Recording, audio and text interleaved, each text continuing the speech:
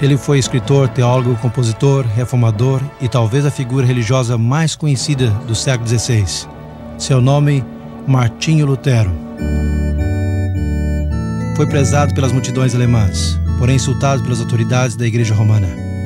Filho de um mineiro rico, explorador de cobre, chegou a talvez ser o principal motivador do maior dos períodos religiosos, sociais, políticos da história europeia. A Reforma.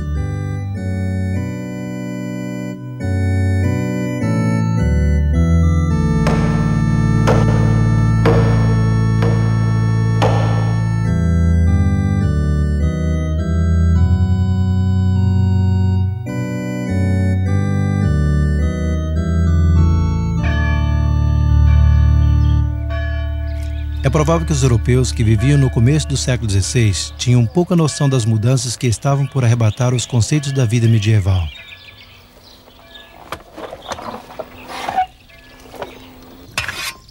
Calcula-se que 80% deles ainda cultivavam a terra do mesmo jeito que os fizeram seus antepassados por 1000 anos. Contudo, os sinais denotavam que uma mudança era iminente. A invenção da imprensa por Johann Gutenberg, a elaboração do papel e o espírito geral de investigação que a Renascença fomentou.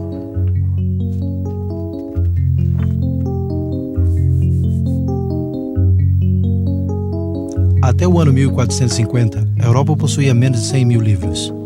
Para o ano 1500, o número havia aumentado dramaticamente a 9 milhões. Uma das maiores consequências do trabalho de Gutenberg foi que a Bíblia cessou de ser o exclusivo domínio dos ricos e do clero. Nas mãos do povo comum, as Escrituras fariam desaparecer a escuridão que envolvia a Europa.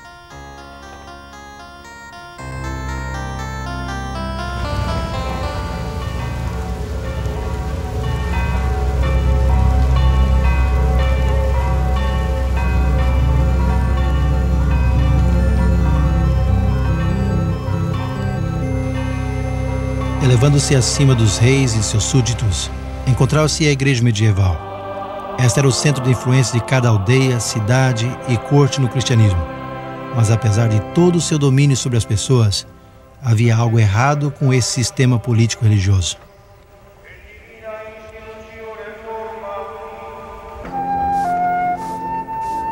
A Europa estava cheia de gente propriamente educada, de sacerdotes e monges indolentes e amantes de prazeres, que se interessavam mais nos benefícios pessoais do sacerdócio e no poder que eles lhes conferia do que no mesmo bem-estar espiritual daqueles a quem deveriam servir.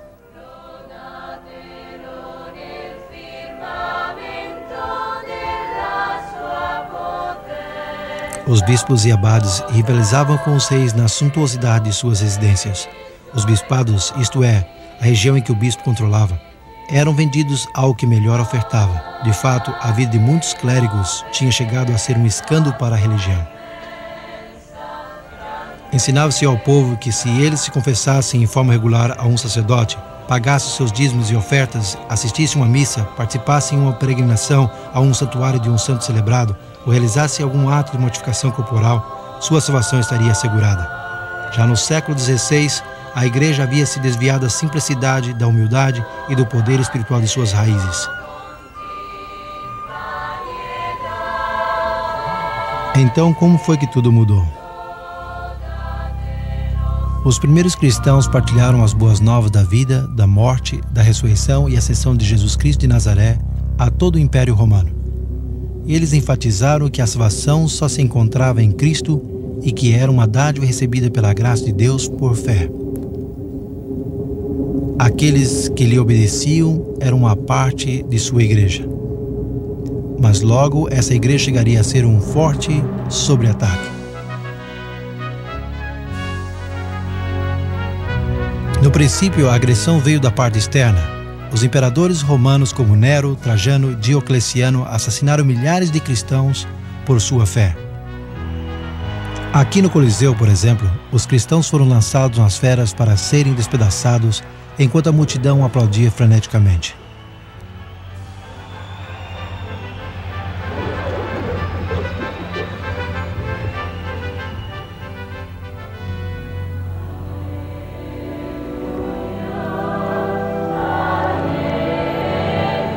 mas a ameaça maior veio de dentro.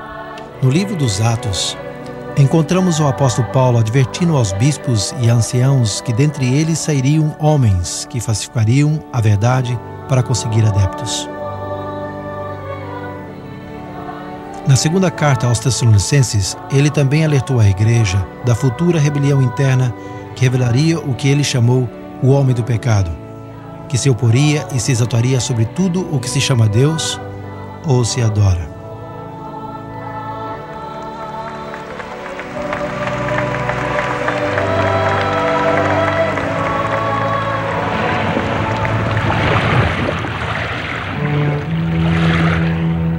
As advertências de Paulo baseiam-se numa profecia do Velho Testamento. Séculos antes, o profeta Daniel, no 7º capítulo de seu livro, descreveu a ascensão de 4 impérios mundiais simbolizados por 4 bestas que saíram do mar. Um leão, um urso, um leopardo de 4 cabeças e uma 4ª besta horrível com 10 chifres. Ele contou como o 4º império seria o mais forte de todos, mas que seria dividido em 10 reinos menores. E desses 10 reinos menores, representados pelos 10 chifres na cabeça da 4ª besta, sairia outro chifre ou reino, que seria mais imponente que os outros. Este faria guerra contra o povo de Deus, levantaria blasfêmias contra o Altíssimo, e até pensaria em mudar os tempos predeterminados e a lei de Deus.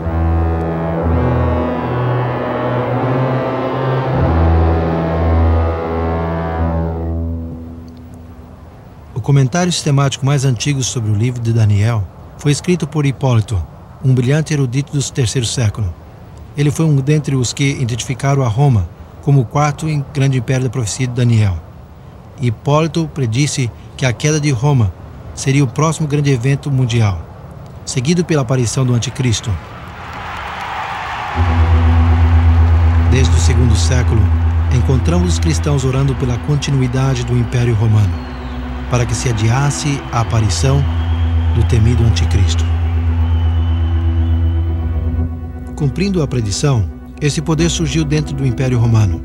Dentre os bispos que haveriam sido nomeados líderes da igreja em diferentes regiões, o bispo de Roma gradualmente assumiu o papel principal. O pastor de Roma, a rainha das cidades, chegou a ser o rei dos bispos.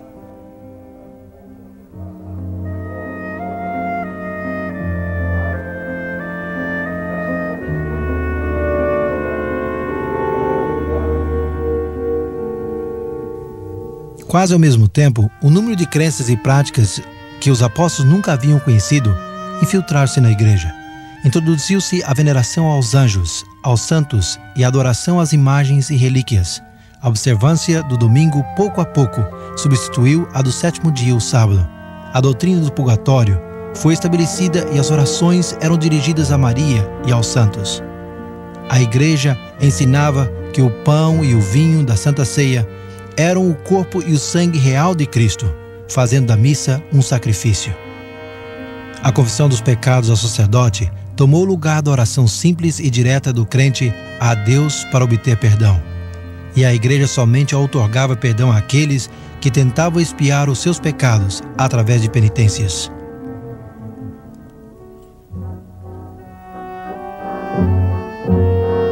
Por doações e serviços prestados à igreja, ou como recompensa por boas dádivas, o Papa e seus bispos proviam o que eles chamavam indulgências. Essas podiam reduzir até eliminar o sofrimento dos pecadores no fogo do purgatório. Negando a grande verdade bíblica de salvação pela fé, a Igreja distribuiu os méritos de Cristo, da Virgem Maria e dos santos, oferecendo garantias escritas que eximiam das dores do purgatório. Também se podia comprar de um bispo a absolvição de anos de castigo no purgatório, quando se reparava uma igreja, se construía uma ponte, ou cercava um bosque, tanto como recitando certo número de preces, ou fazendo peregrinações para ver as relíquias dos santos.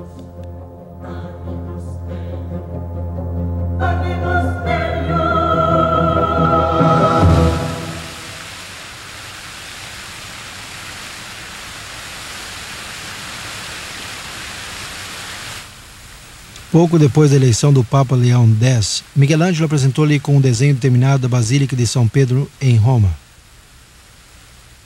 E a venda de indulgências chegou a ser um meio atrativo para cobrir as enormes despesas desse empreendimento.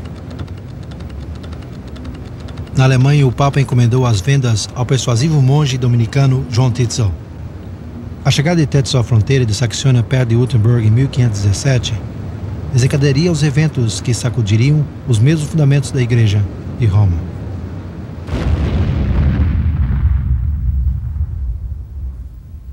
Certamente que a Igreja no século XVI havia se afastado da verdadeira fé e necessitava desesperadamente uma reforma.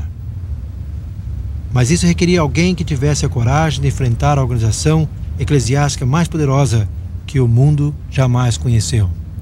Martinho Lutero era exatamente esse homem.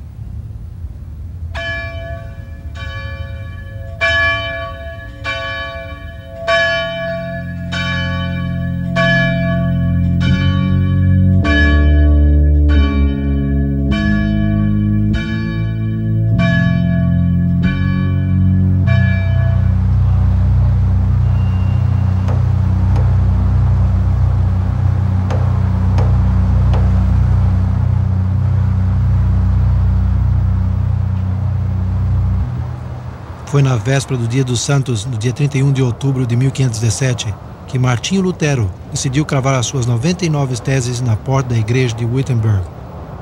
A sua decisão não poderia ter sido melhor, porque no dia seguinte os peregrinos se congregariam na igreja para ver a extensa coleção de relíquias sagradas que pertenciam a Frederico o Sábio, doutor de Saxônia.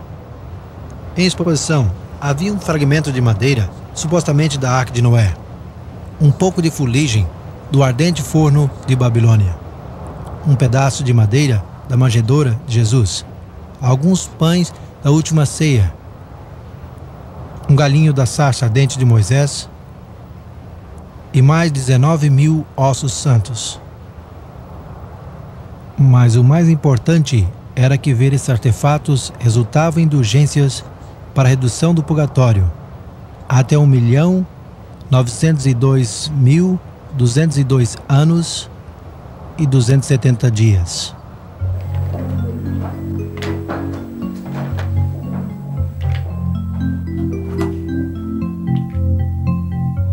Apesar de que Lutero talvez só intentava usar as suas teses para debates acadêmicos, ele não pensou na facilidade do prelo de Gutenberg. No espaço de 2 semanas, as suas teses contra as indulgências, a proclamação do poder papal, foram lidas por toda a Alemanha. Em poucos meses, todos os cristãos conheciam seus escritos.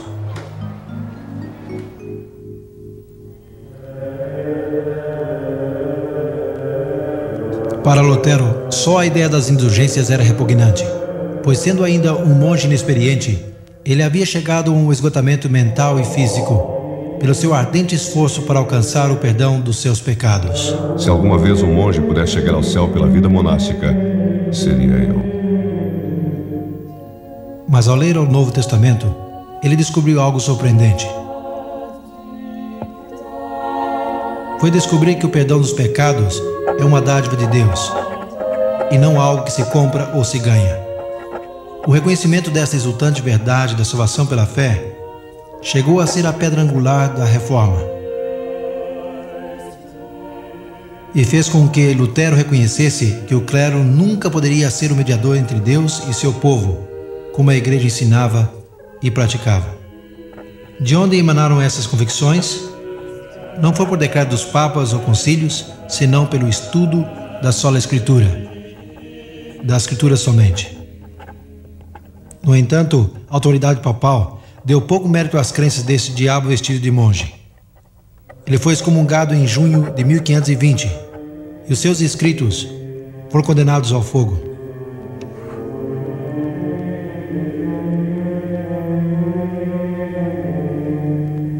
Foi nesse tempo que Lutero concentrou os seus estudos das Escrituras nas profecias de Jesus, Daniel, Paulo e João.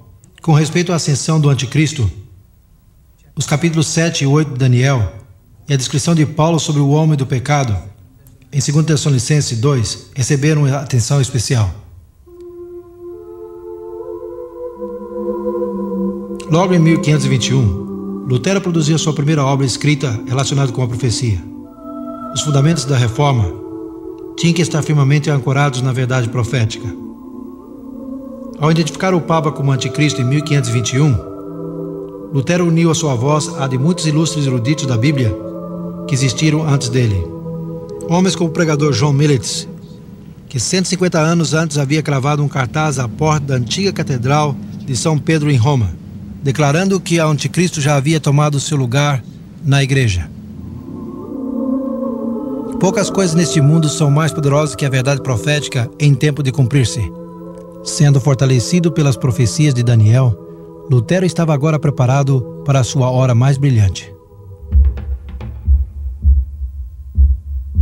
Ao fim de março de 1521, ele recebeu uma citação do novo imperador do Sacro Império Romano Carlos V para comparecer diante dele na dieta ou parlamento que se convocaria na cidade alemã de Worms. Sentado com os 3 de seus amigos sobre a palha de uma carruagem emprestada, ele entrou na cidade onde a multidão deu-lhe as boas-vindas. Me pergunto como o tivessem tratado hoje. A audiência tomaria lugar num local perto da grande catedral. O que uma vez foi um majestoso edifício já não existe. Mais de 400 anos atrás era uma estrutura magnífica para essa assembleia. Hoje só existe um jardim, mas o lugar foi marcado por esta placa.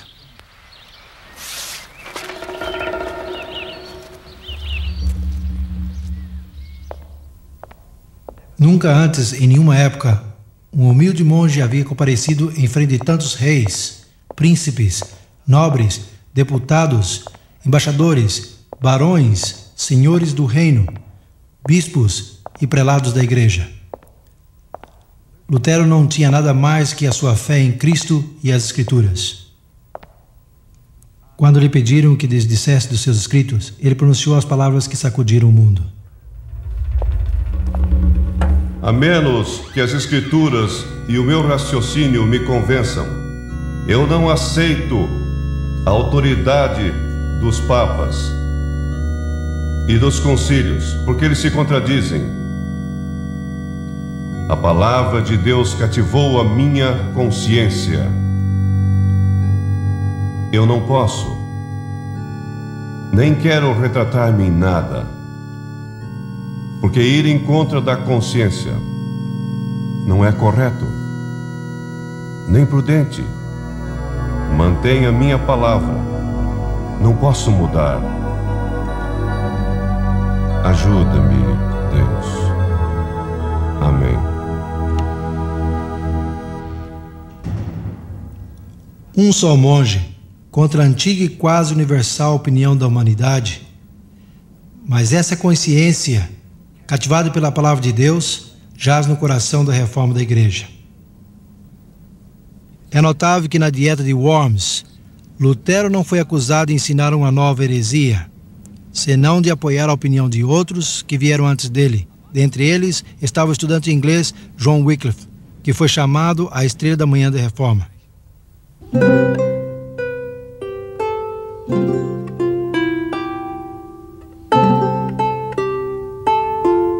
Wycliffe dedicou-se ao estudo da verdade conforme ele encontrou nas escrituras em latim. Ao ser nomeado mestre da Universidade de Balliol, em Oxford, ele muitas vezes pregava na faculdade e foi-lhe dado o título de doutor em Evangelho. No seu estudo sobre Daniel, ele também identificou o sistema papal como um anticristo. Mas os seus comentários contra o clero fizeram com que fosse despedido de Oxford. Para a surpresa dos bispos ingleses, isso não diminuiu a sua influência. Como reitor aqui em Lutterworth, Leicestershire, ele continuou convidando ao bispo, ao clero, à nobreza para reformar a igreja. A maior contribuição de Wycliffe foi talvez a supervisão da primeira tradução da Bíblia para o vernáculo inglês. Isso formou o fundamento para a reforma que se seguiu e acendeu uma luz na Inglaterra que jamais se apagaria.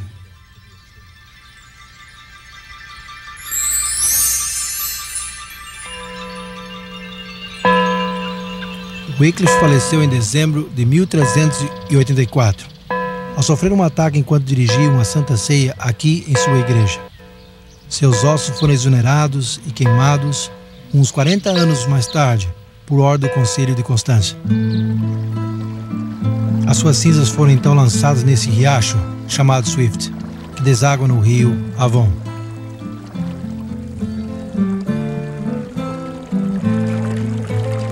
Rio Avon ao Sevner, o Sevner até o mar, assim como a obra de Wycliffe, como as águas se estenderá.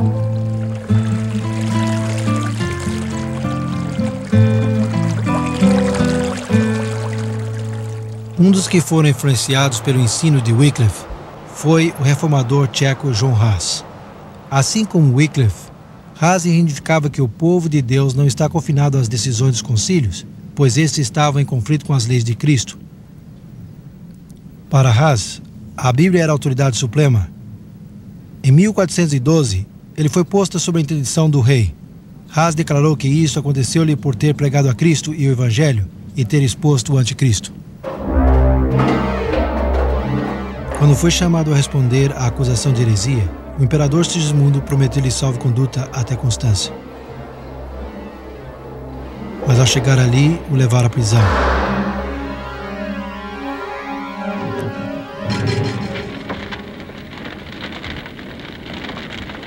O mesmo Concílio de Constância que havia ordenado a exumação dos restos de Wycliffe condenou Hus à fogueira no dia 6 de julho de 1415.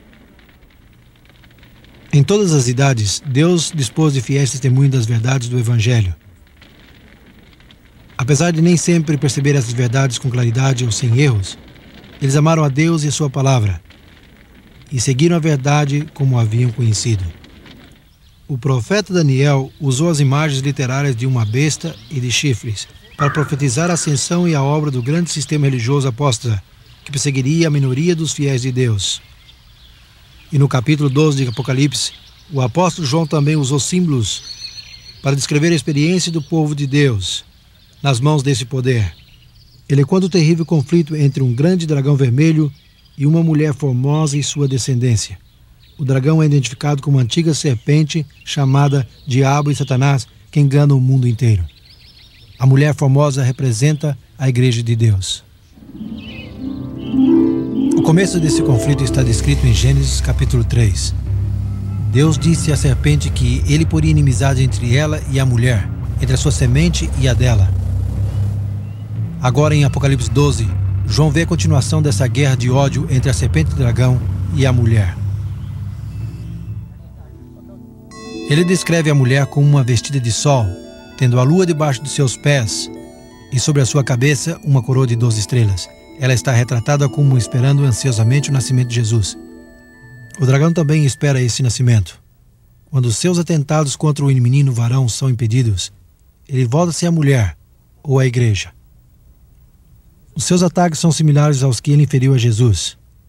Primeiro com uma perseguição e morte, e logo através do sistema religioso, que enterrou a verdade de Deus sob tradições.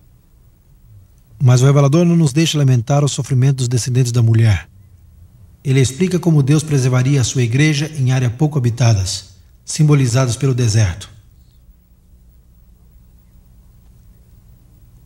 Ambos, Daniel e João, previram a perseguição do povo de Deus com o mesmo período de tempo.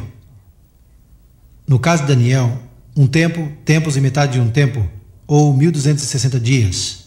Do mesmo modo, em Apocalipse 12, verso 6, lemos: a mulher, porém, fugiu para o deserto, onde lhe havia Deus preparado um lugar para que nele a sustente durante 1260 dias. Mas será que eles denotavam dias literais? Por mais de 2000 anos, os estudiosos da Bíblia haviam reconhecido o princípio dia por ano.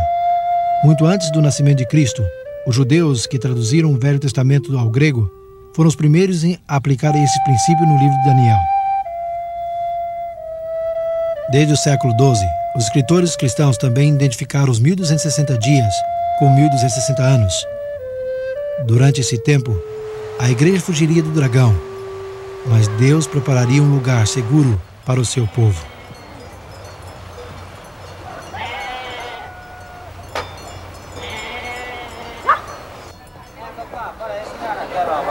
Um dos lugares onde as verdades do Novo Testamento foram preservadas do crescente poder do bispo de Roma foi no norte da Itália.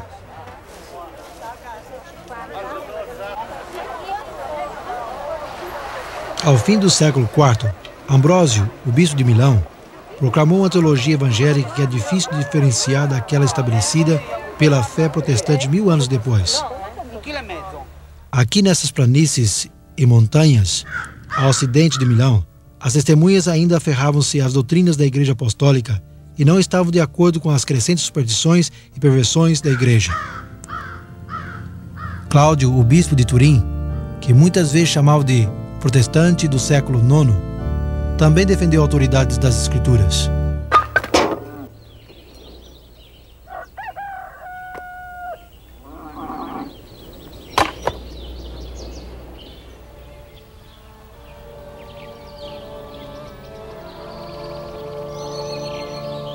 Estes vales e montanhas de cercania chegaram a ser um refúgio para talvez as testemunhas mais antigas representando a igreja no deserto, os valdenses.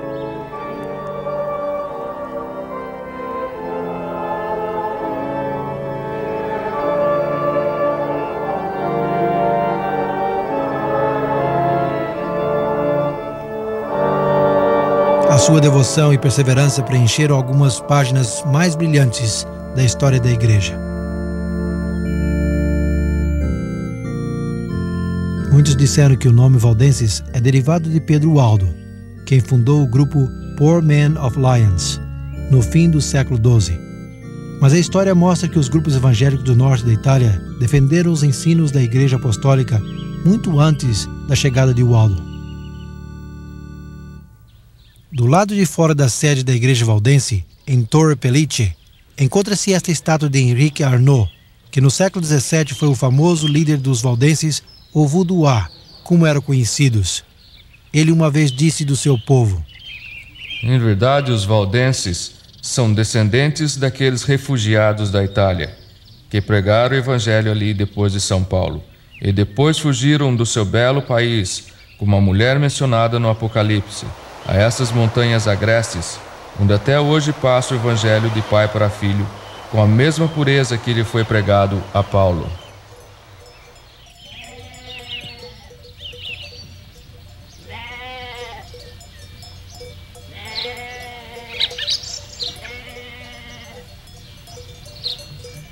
Os historiadores afirmam que nem a engenharia mais avançada poderia ter adaptado esses vales de melhor maneira para o propósito de oferecer refúgio aos fugitivos.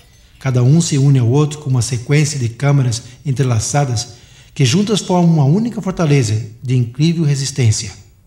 E foi para esta fortaleza, preparada por Deus, que os valdenses fugiram durante os 1260 anos de supremacia papal.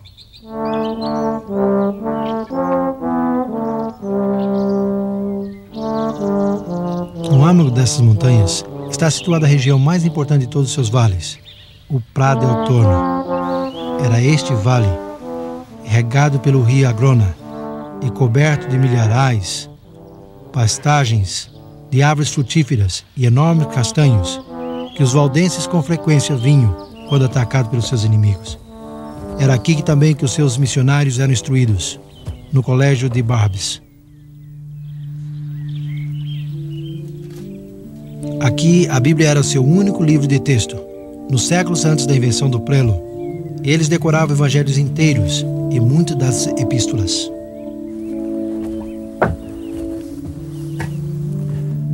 Aqui, sobre esta antiga mesa de pedra, os estudantes de Barbes, um após outro, transcreviam as escrituras ao vernáculo romântico, pois os valdenses foram um dos primeiros povos da Europa em obter a tradução das escrituras.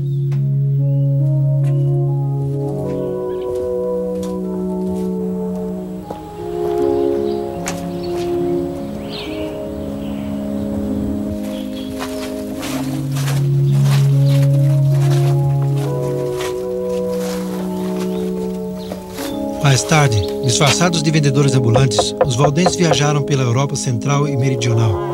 Ocultando cópias do Novo Testamento em suas roupas, lhes era possível deixar aos seus clientes mais que apenas conforto material.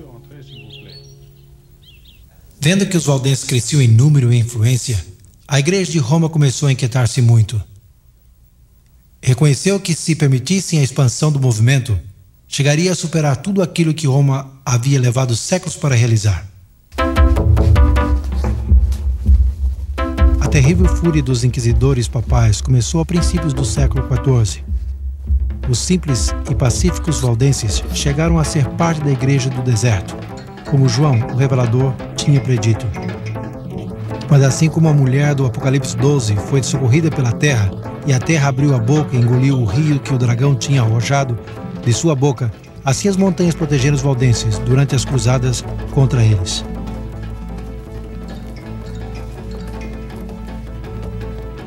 As densas florestas, aparentemente intransitáveis, cadeias montanhosas e o isolamento dos seus vales serviram como as suas únicas defesas. Quando as suas aldeias e igrejas foram periodicamente destruídas, as muitas cavernas entre as rochas vieram a ser as suas casas e catedrais. Esta caverna encontra-se no Vale de Agrona, não muito longe de Pra del Torno. É conhecida como a Igreja da Caverna, e não é muito difícil ver porque os inimigos dos valdenses tinham dificuldade para encontrar esconderijos.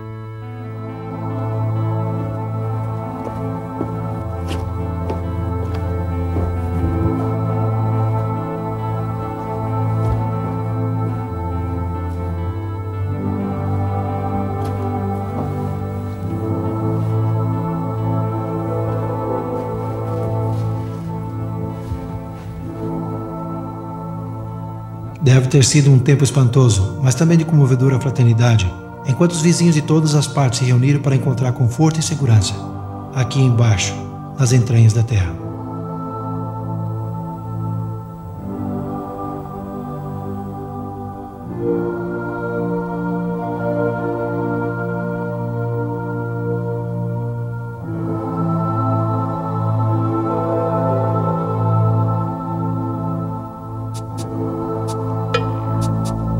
Em 1487, apenas 4 anos depois do nascimento de Lutero, o Papa Inocente VIII decidiu purificar os vales de seus habitantes, prometendo a remissão de todos os pecados daqueles que se alistassem para a cruzada.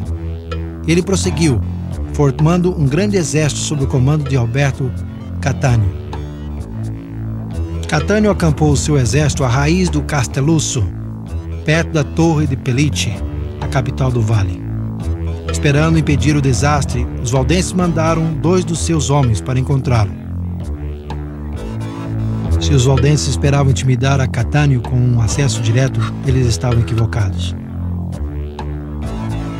Dividindo as suas forças em 2, Catânio mandou uma companhia para o Vale de Pellice para atacar as aldeias de Villaro e Bobbio e para forçar os habitantes a fugir para as montanhas. Ele ordenou a outra companhia a seguir pelo Vale de Agrona até Pra del Torno, onde esperava encontrar-se com os outros. No entanto, o caminho para o Pra estava quase bloqueado pela barricada. Isto era uma muralha íngreme que cruzava o vale, e a única entrada era uma trilha tão estreita que apenas 2 homens podiam cruzá-la lado a lado. Hoje é suficientemente espaçoso para que o trânsito passe.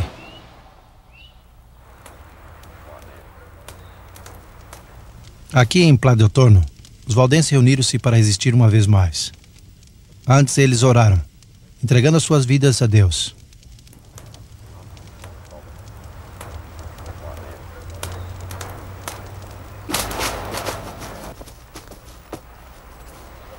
Enviaria Deus um anjo para bloquear o caminho do invasor?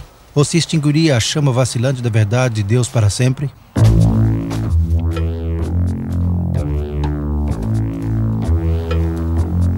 Enquanto o exército de Catânio preparava-se para cruzar o Estreito Desfiladeiro, os valdenses notaram uma pequena nuvem formando-se perto das cumes da montanha.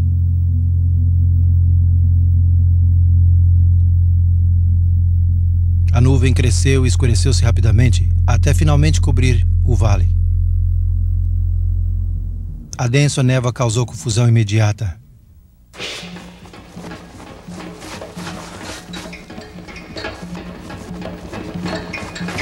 Tomando vantagem da circunstância, os valdenses escalaram pelas sendas secretas até estar acima dos invasores e começaram a arremessar grandes pedras sobre os soldados.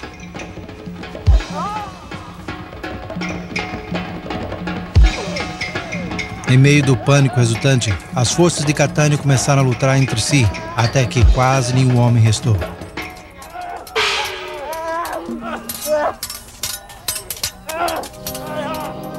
Já em 1530, a notícia da reforma que estava abrangendo toda a Alemanha, Suíça e França alcançou os povos dos vales valdenses.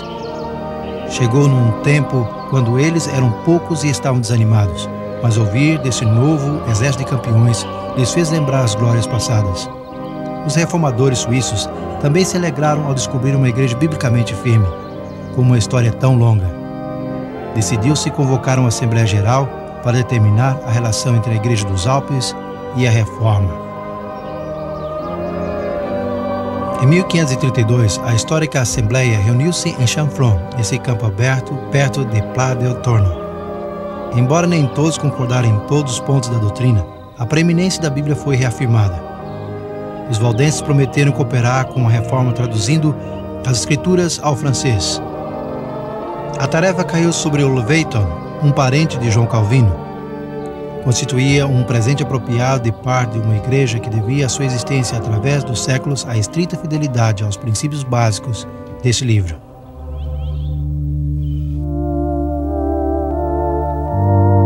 Tragicamente, as perseguições aos valdenses não cessaram com a reforma. Em verdade, se intensificaram nos anos que se seguiram, chegando ao auge no século XVII. O tempo curou a cicatriz do grande massacre de Páscoa em 1655.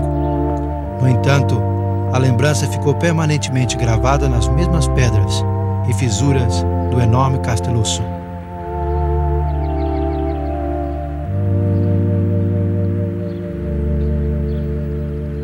Esta placa indica a posição da caverna à raiz do Castelusso, que tantas vezes protegeu o povo valdense durante as perseguições. No final de abril de 1655, os povos dos vales fugiram ao seu refúgio uma vez mais. Mas esta vez, os descobriram. Um por um, homens, mulheres e crianças foram arrastados das profundidades e lançados ao terrível precipício.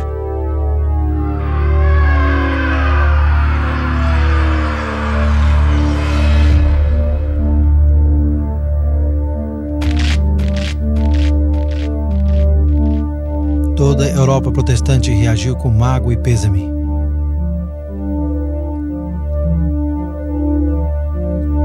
O cego poeta inglês John Milton escreveu um dos seus mais poderosos sonetos em lembrança dos mártires do Castelusso. Vinga, ó Senhor, os teus santos massacrados, cujos ossos jazem espalhados nas frias montanhas alpinas. Eles que guardaram a verdade antiga tão pura, quando nossos pais adoravam troncos e pedras. Não te esqueças. Em teu livro grava os gemidos dos que foram as tuas ovelhas, e no seu velho aprisco, mitigados pelos piamonteses sanguinários, que lançaram mães e crianças ao abismo de pedras. Seus lamentos os vales repetirão aos montes, e estes ao céu.